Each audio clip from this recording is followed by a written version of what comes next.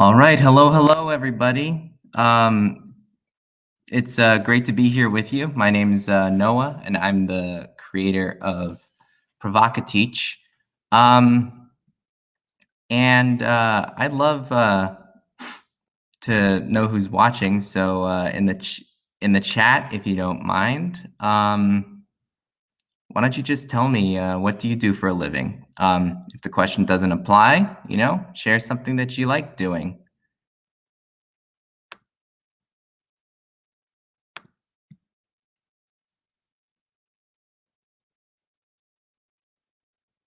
That's okay. First stream. First stream. We'll get to it.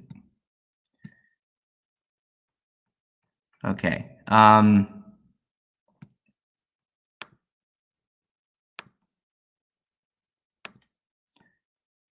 This is also a participatory stream. So if you would like to participate, answer any of the questions, you can use the Desmos code, which is displayed there. Hang on, let me change that so it's a little more readable.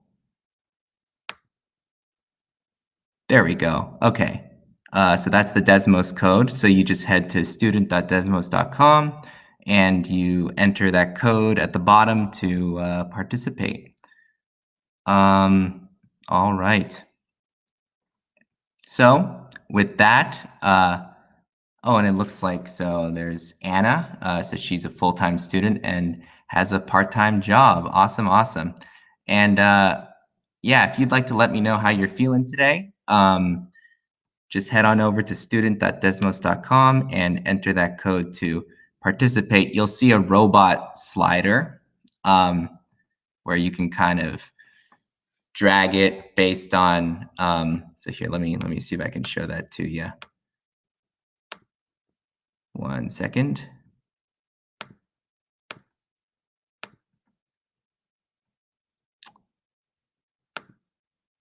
Okay, so you will see a robot slider, something a little bit like this. And basically you drag it to one side if you're happy and another side if you're sad. Okay, so that's how that works. All right, let's go back to the slides.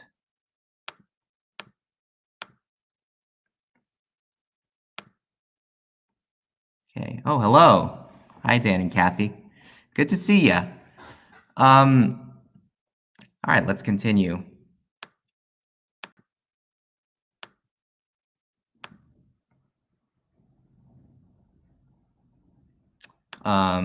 Actually, let me just make sure that you guys have a copy of the link.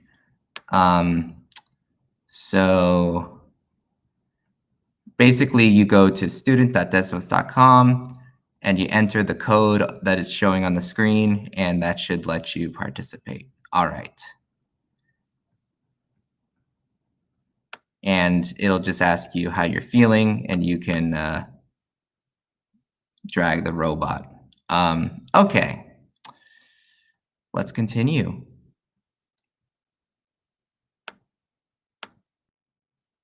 So I should warn you that this contains educational content and viewer discretion is advised.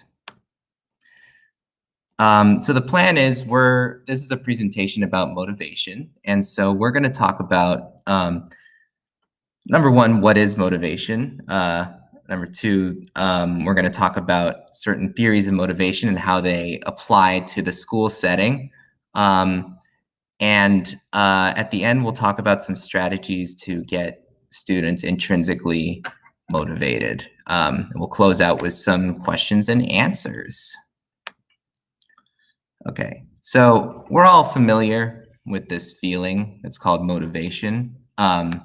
It's this, this sense that I need to do this. That's called motivation. And even if we're not all, like our eyes don't catch on fire when we get motivated, most of us do have this feeling from time to time. Might be harder during COVID, but it is there. And there's two words that are kind of thrown around in education to describe, like student excitement, but they're actually very different. So engagement is one of them. Student engagement is a behavior. It's the visible part of uh, motivation, right? So it's when students are showing up to class, when they're turning in high quality work, when they're participating in discussions, that's called engagement. Motivation is what's happening internally. So it's happening inside the mind, and that data is a little bit harder to collect. It's not impossible. You can do things like give out a psychometric test, for example, where you ask people how motivated they're feeling using different kinds of questions. But for the most part, for a teacher who's like got a million different things going on at once, engagement is a lot easier to see. And what we'll find is that trying to draw conclusions about a student based on their engagement, trying to draw conclusions about their motivation is something that can cause some problems. So like I said, I mentioned some forms of engagement. Here's some forms of disengagement. When students aren't showing up to class, that's an absence, right? Missing assignments is another form of disengagement. Getting engaged in off-task behavior, chatting with your friends about the football game, right? That's disengagement. Ineffective studying and like intentionally ineffective studying. And of course, the worst form of disengagement, which is dropping out of school. It turns out, and this is a very sobering statistic that was a really large survey of 100,000 students. 50% of students are chronically disengaged. Now that means that they're not paying attention, exerting little effort in class, are not completing their work, and claim to be bored on surveys. Okay, so this is a very high number. When students are engaged, most of them say that they're engaged because they need the grades to get into college, right? So it's not exactly the high ideals that teachers are hoping for, right? That like you love the subject, or you see how useful it is to you. No, it's just the very clinical, like, yeah, I just need to get into college, man. I need the grades. And there, we can talk about all the like political reasons for this. We can talk about systemic inequity, which is a real issue. We can talk about teacher pay and so on. But I think that one thing that happens a lot in educational discourse is we focus on all these policy things, and we often ignore what's the psychology and what's happening on the emotional side. And that's what I want this talk to be about. So we're going to get all warm and gooey in here. All right. We're going to dive into the emotions that students are feeling in the classroom. Okay, Desmos question. So I'm going to put that code on the screen again. Oh, that is blocking. That's blocking it. That's okay. First stream, right? Growth mindset. All right. So on Desmos, I'd like you to take a moment to answer this question. So Marja is disengaged. She keeps missing assignments and making up excuses. Which is more likely to be the cause? Too much motivation or too little motivation? So let's take about, how long should I give you? Let's take about 2 minutes to answer this question. Beginning in 3, 2, 1. Ooh, look at that technologically advanced timer. Ugh, I'm so good at this.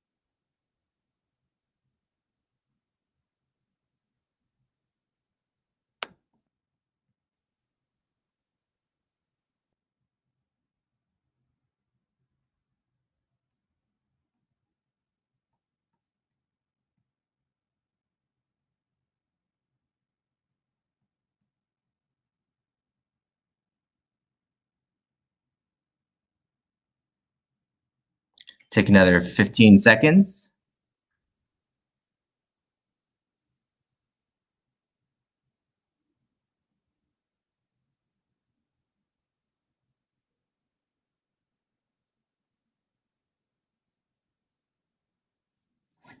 All right. So let's see what you guys said. It appears that there's actually a tie, but I think that one of these people has seen the answer before. So I'm going to say that I'm going to discount that person's vote, and I'm going to say that it seems like the most popular answer was not enough motivation. Okay. And the thing about that is that seems like the intuitive answer, right? We as teachers often make this assumption that when a student is missing assignments and when they're making up excuses, that they are just not motivated. But in fact, and we'll see why in a bit, Marge is actually more likely to have too much motivation, but of the wrong kind, okay? And so we'll talk about why this makes sense in just a bit. All right, let's continue. Yeah, so to understand Marge's motivation, we need to turn to some educational psychology. Specifically, we're going to look at something called self-worth theory. So this is a professor, or was a professor at UC Berkeley named Martin V. Covington. I've watched him speak. He's the nicest guy. He's like Mr. Rogers combined with Santa Claus. And he created something called self-worth theory to explain why students struggle so much with motivation. So self-worth theory says that the search for self-worth is the highest priority among humans, and that in order to attain it, we need to have some measure of success in our lives. We need to kind of be recognized as being good at what we do. And in schools, as they exist right now, this is by no means an inherent condition, but just the way that schools are set up right now, success often gets tied to ability, which means that ability is what people in school tend to tie their self-worth to.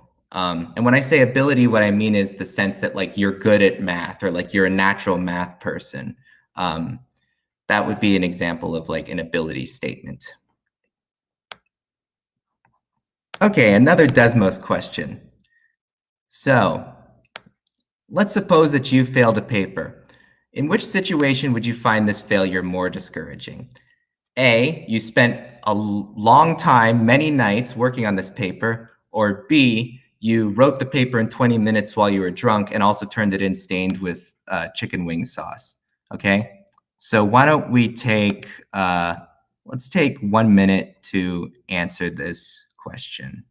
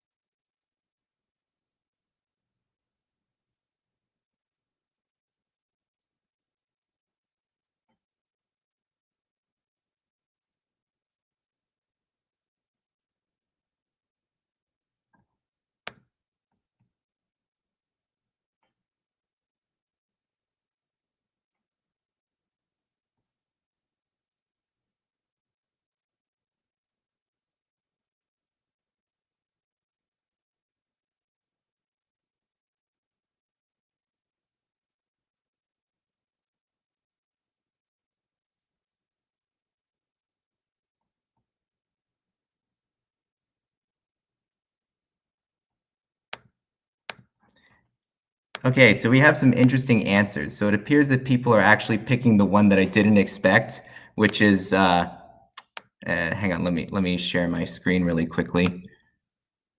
So it appears that people are kind of picking the one that I did not expect. which is this 20-minute chicken wing sauce drunk situation. All right. By the way, the names are all changed to the names of famous mathematicians, in case you're wondering why your name isn't up there. And Nina Gupta has said that it would be more discouraging because they felt bad that they didn't try hard enough to succeed. And actually, you would think that that would be the case, right? And that's what we often think as teachers. But if you put yourself in this position, I think that the way that you judge the situation really depends on whether you're taking like a first person perspective or a third person perspective. Because when you're in that situation, like, you know, oftentimes what actually happens is you feel like, okay, well, I mean, I kind of deserved that bad grade because like I was drunk. I didn't really like try very hard on the paper, right? And so you kind of expect that to happen. But if you poured your heart and soul into this assignment and it comes back with like an F on it, that can be very discouraging from an ability perspective, right? You're thinking of yourself as now, oh gosh, like, am I dumb? Like, what's wrong with me? So, so yeah, it's kind of interesting how people are answering these questions. But that's good, keep me on my toes.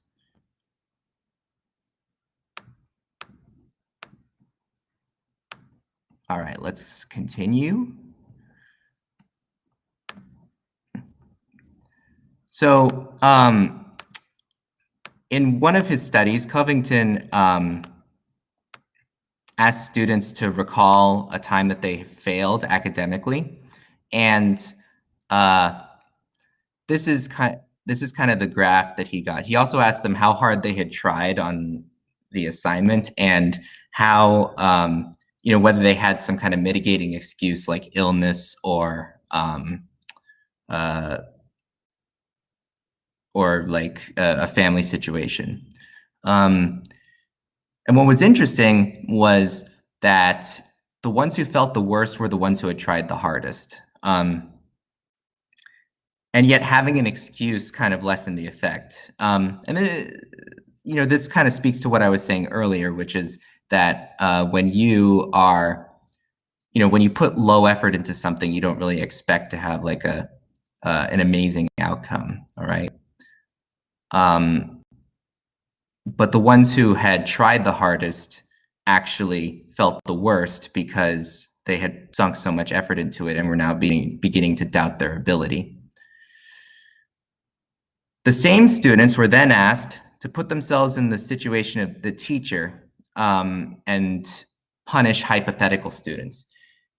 And we got a very different graph. So as the teachers, these students really hated it when they were presented with someone who was exerting low effort with no real explanation. And they were the nicest to somebody who was exerting the highest amount of effort. Okay, so let's put these graphs side by side. What's wrong with this picture? If you're in the chat right now, I'd love to know what do you think is. Oh, I'm so sorry. Am I not showing the? Let's go back. Let's go back.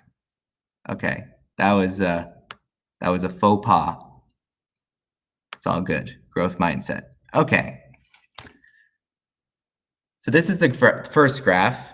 Students were asked to recall an academic failure, and this shows the shame that they felt.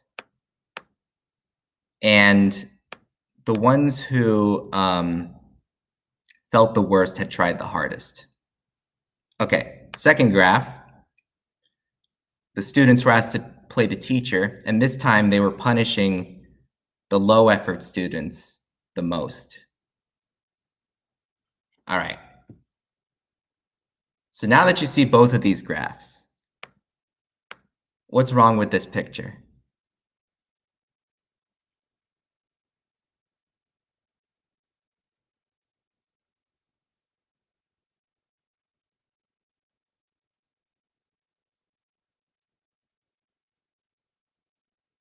Well, um, there is a mismatch, right? Like if you compare, you compare you look at the left one, it's like it's an upward trend, right? The one on the right looks like we're giving a middle finger to the one on the left. I mean, it's completely different. High effort is the one that makes the students feel the worst, and yet it gets punished the least. So there's a total mismatch between what students are expecting, kind of like how they feel, and how teachers are punishing them. Another thing that's wrong with this picture, if you're the students and you're trying to maximize you're trying to minimize your shame, and you're also trying to minimize how much a teacher punishes you, you're going to go for low effort with excuses, right? I mean, it's got the lowest amount of shame and the lowest amount of punishment. And that's a problem for the education system, because if we're encouraging students to go for low effort with plenty of excuses, well, whew, that's an issue. And Covington puts it very nicely. He says, thus there emerges from this complex interplay among students, peers, and teacher a winning formula in the anticipation of failure. Try, or at least appear to try, but not too energetically and with excuses handy. It's difficult to imagine a strategy better calculated to sabotage the pursuit of personal excellence.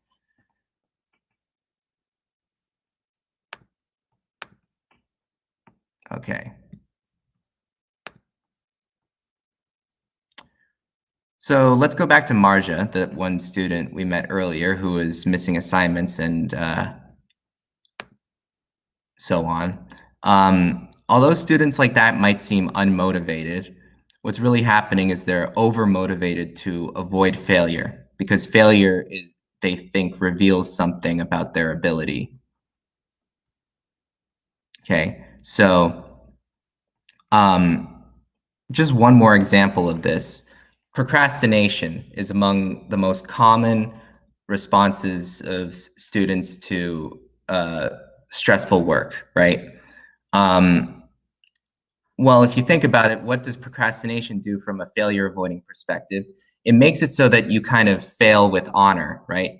Because if you just get a low grade because you procrastinated, I mean, that's like, well, if I hadn't procrastinated, I could have done it, right? So you avoid that whole like shaming experience of I'm dumb, right? Because I didn't do well on this assignment. Okay. Well, so this is what's called a failure avoiding motivation strategy. All right. So using those excuses and low effort to avoid being seen as dumb, right, or low ability. But luckily, there are other ways to go through school. And one of the most constructive, probably actually the most constructive one, is the success-oriented strategy. So how do success-oriented students get out of this conundrum of like, the harder I try, the worse it feels when I fail? Well, instead of defining success as ability, they define success as learning. Okay. So they think, well, if I try hard, I don't care what it reveals about my ability. I just want to learn. And the harder I try, the more I learn. And so for the success-oriented students, this makes things go a lot better for them, right? The learning that you engage in out of a desire to master something is much more powerful than the learning that you do because you're like stressed out, right? When you're worried about seeming dumb or whatever, you're not really latching on to concepts in a future-proof way. It's a kind of a vicious cycle. So these are kind of the two polar opposites that we're contrasting. But then there were also two unexpected types, I guess, that showed up in Covington's work. So one was the overstrivers, and it's almost kind of like a clever solution to the ability paradox. Overstrivers avoid failure by succeeding. Okay. So, hey, you don't ever end up getting revealed as dumb as long as you succeed 100% of the time, right? Um, the problem is they're still just as stressed out. I actually dated an overstriver once. She was like, she would spend hours and hours studying, and she told me she was the last person to put her notes away whenever the test was passed out. Um, there are like, because there are a lot of perks to this way of going about things because you get a lot of rewards and recognition, but it can also really take a toll on you. And then we have the failure acceptors, and oftentimes the failure acceptors come from the failure avoiding place, and they eventually, they run out of excuses, or they kind of just give up, and so they just decide, I'm not going to really care about academic success. But it's also possible to move from success oriented to failure accepting, because if you don't fear failure that much, um, when the joy of learning stops being appealing to you, you might just say, well, then I don't really care. Like, I'm not getting any enjoyment out of this, so I might as well just accept failure. And I myself have crossed over from success oriented to failure accepting at times. I'm sorry to say. These are some less important vocab words: avoidance and approach. And I shouldn't say less important. They're less important for us for this presentation. But yeah, avoidance is your tendency to move away from bad things, and approach is your tendency to move towards good things, right? So a success-oriented person is very motivated to learn about something that they enjoy, but they're not motivated by a bad thing like failure. Okay. All right.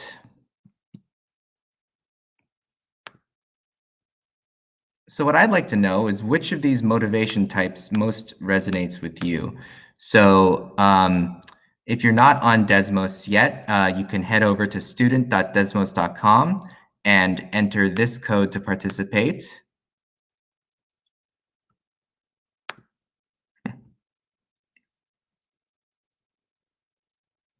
And let's take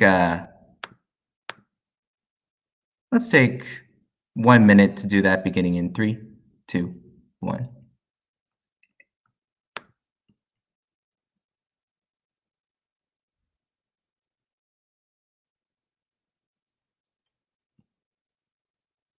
I should really get some music to play during this.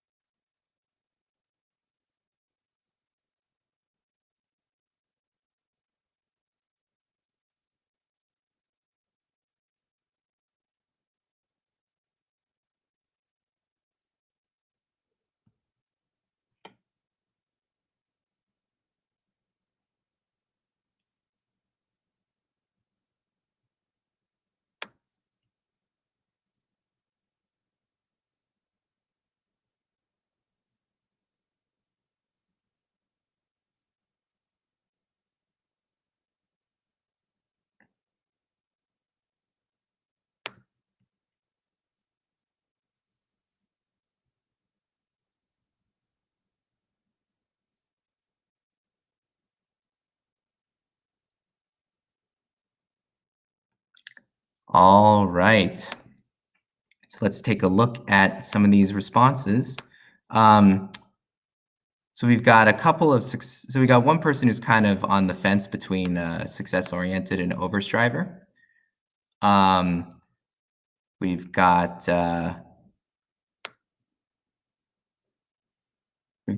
Kathy saying that she's success-oriented for sure in the YouTube chat. So yeah, if you are catching up, I'd be curious to see what you think is the motivation type that best describes you.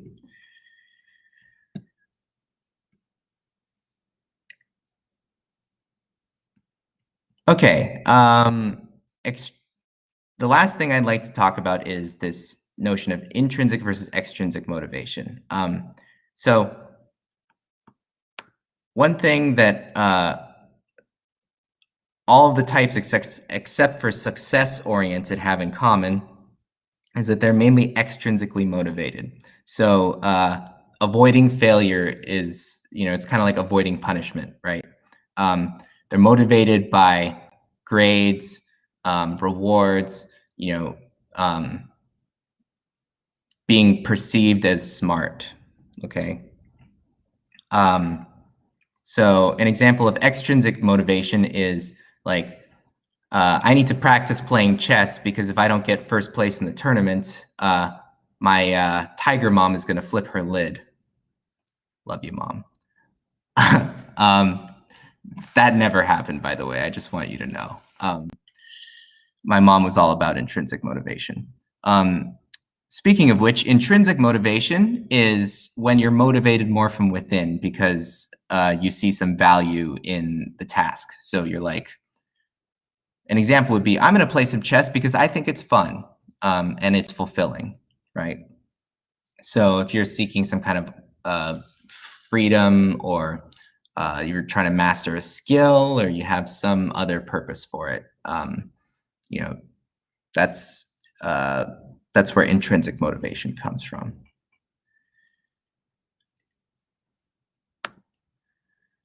So I'd like to close out this presentation with just a few ways that we can start to promote intrinsic motivation and a success-oriented mindset within students, okay?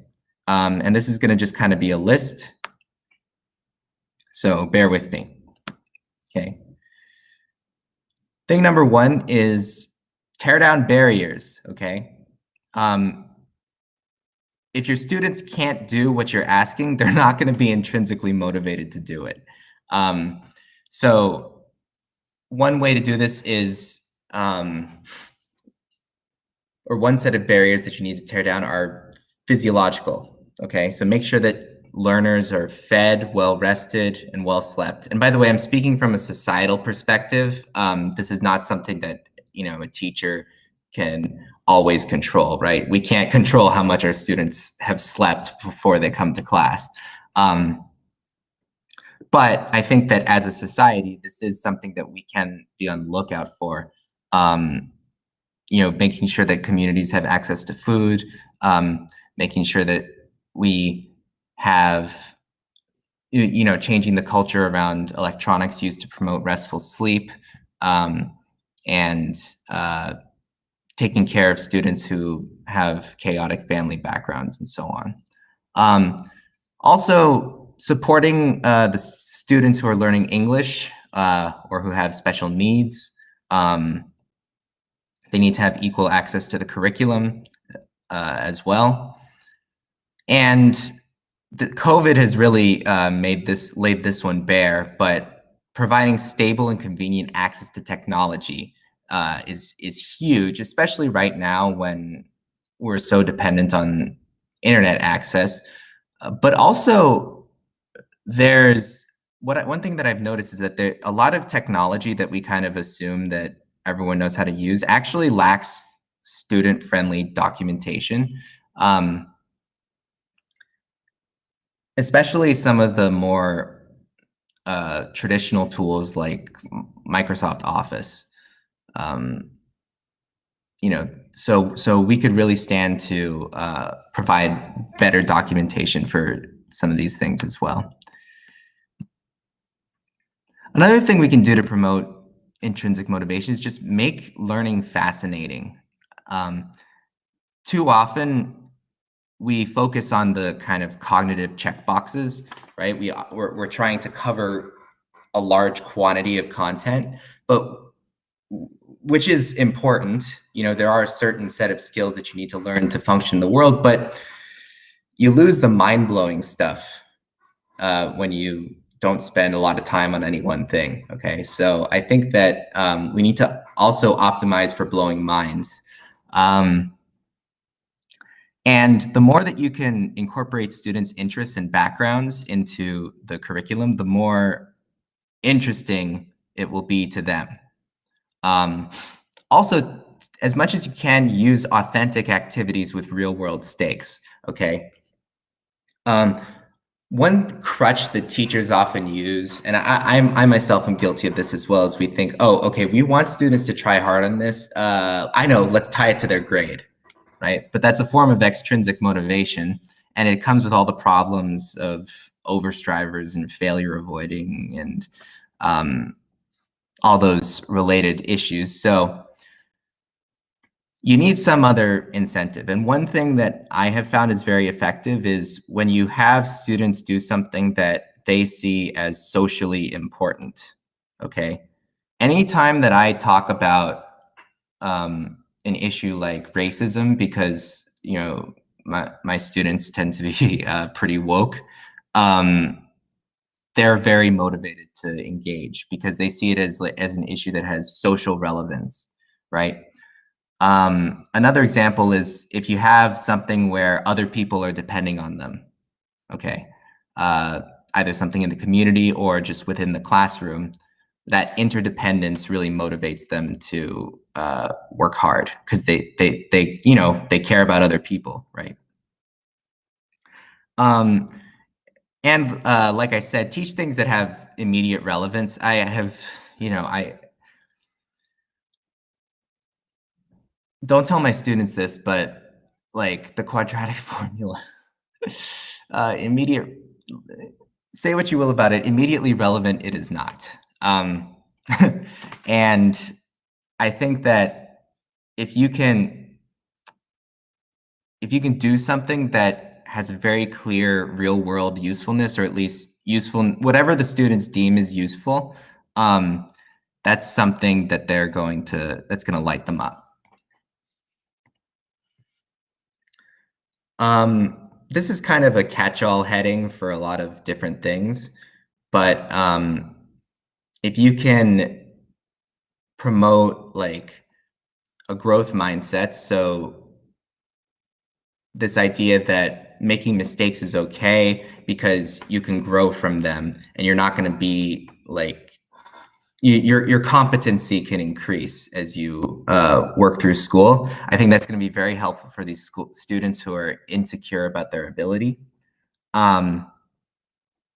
Also, try to avoid competitive grading practices as much as possible. Like there is nothing that promotes more like failure avoiding and over striving than grading on a curve.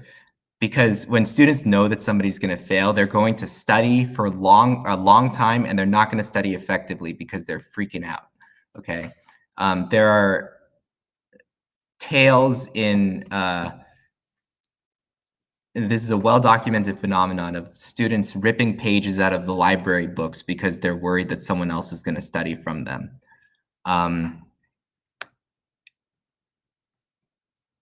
And give students a choice, because you know, whenever they feel like they have control over what they're learning, what's happening to them, they're going to feel more engaged, and they're also going to pick something that's more relevant to them, which will motivate them a little more. And there are also some things we need to stop doing, like stop controlling for the sake of controlling. I think that, you know, we're teachers, you know, when you're a teacher, you get some power, and it's easy to go power mad when you're like, you have to do things in exactly this way, like, and if students aren't seeing the point of that, they're not going to be intrinsically motivated to do that, and it's going to put more barriers between them and the learning. Sometimes procedures are necessary, and sometimes students aren't going to see the point of it, but you shouldn't just make procedures for the sake of procedures. Like, everything should have a purpose. And finally, as much as you can give the students the chance to lead the curriculum and put the responsibility on them, responsibility is one of the most powerful motivators that you can have, because again, you bring that social aspect into it. All right. So with that, I'd like to transition into questions and answers. So if you need a couple moments to come up with your questions, like, you can do so now. So I'll give you a minute to think of what you want to ask, and then we'll go from there.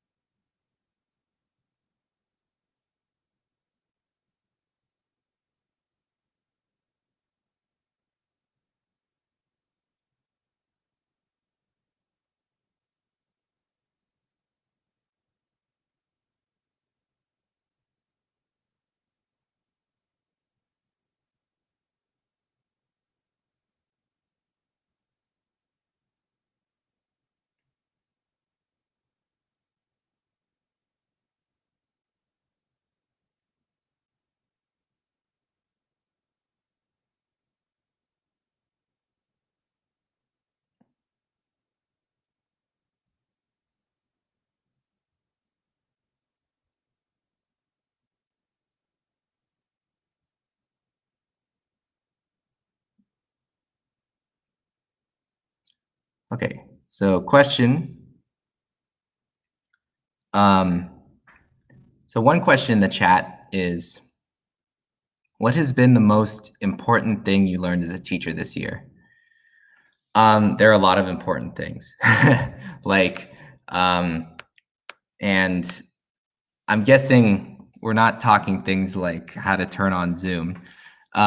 So one thing that I feel was important to learn was that you shouldn't kind of mindlessly follow the textbook. And that was probably the biggest one, was that, you have to meet your students where they are. And if they aren't getting one step, you shouldn't just mindlessly move on to the next thing. So you have to go at the pace of your learners. I actually have I'm pretty sure the person who asked this question has read this already, but I'll drop it in the chat anyway.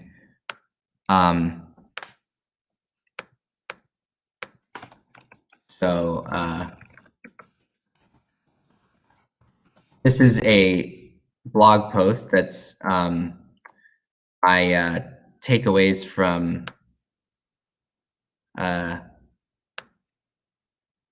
teaching in my first semester. It's 11 takeaways from teaching in 2020. So yeah, that contains the most valuable lessons that I learned as a teacher. Okay.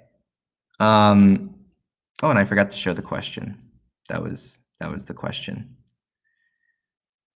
Okay. Next question. How do you figure out the right motivating factors for a class of 30 students? In other words, how can you personalize this for individual students? So this is hard, right? Because this is so there are a lot of, one person cannot necessarily like keep detailed information on what everybody likes. Here's what I'll say about this. There's probably two good answers here. The first one is choice, right? So if you give students the freedom in an assignment or in a project to pick what they want to study, like what topic they want to investigate. They're going to pick something that relates to them, and that helps get them a little bit more motivated.